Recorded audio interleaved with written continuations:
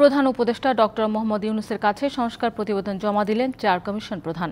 এ বিষয়ে তেজগাঁওয়ে প্রধান উপদেষ্টার কার্যালয়ের সামনে থেকে জানাতে যুক্ত হচ্ছেন আমাদের সহকর্মী নূপুর মাহমুদ। নূপুর, প্রতিবেদন বিষয়ে কিছু জানতে পারলেন কিনা আর খসড়াতে কি রয়েছে জানান।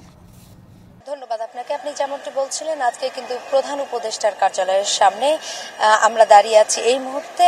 আর কিছুক্ষণ আগে ৪ সংস্কার কমিশনের প্রধানরা কিন্তু ভিতরে গিয়েছেন প্রধান উপদেষ্টার সাথে তার সুপারিশগুলো জমা দিতে এবং কথা বলতে।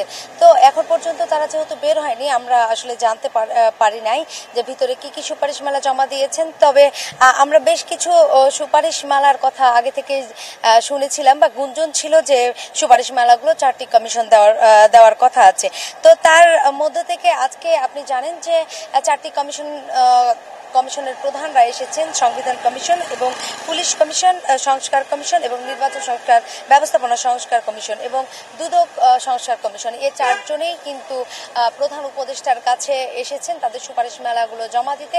আর একটু বিষয় আপনাকে যদি জানিয়ে রাখি, গত ৩ তারিখে কিন্তু এদের সুপারিশমালাগুলো দেওয়ার কথা থাকলেও তারা কিন্তু মেয়াদটা বাড়িয়ে ১৫ তারিখ পর্যন্ত করার কথা ছিল। আজকেই সেই ১৫ তারিখ আজকেই তারা কিন্তু জমা দিতে এসেছেন। আপনি জানেন যে বেশ কিছু মোটা দাগে পরিবর্তনের কথা ভাবছে। ২৫ বছরের ওয়ারেন্টিযুক্ত দীর্ঘস্থায়ী দরজা প্রোটেক্টর, আধুনিক ও মজবুত দরজা।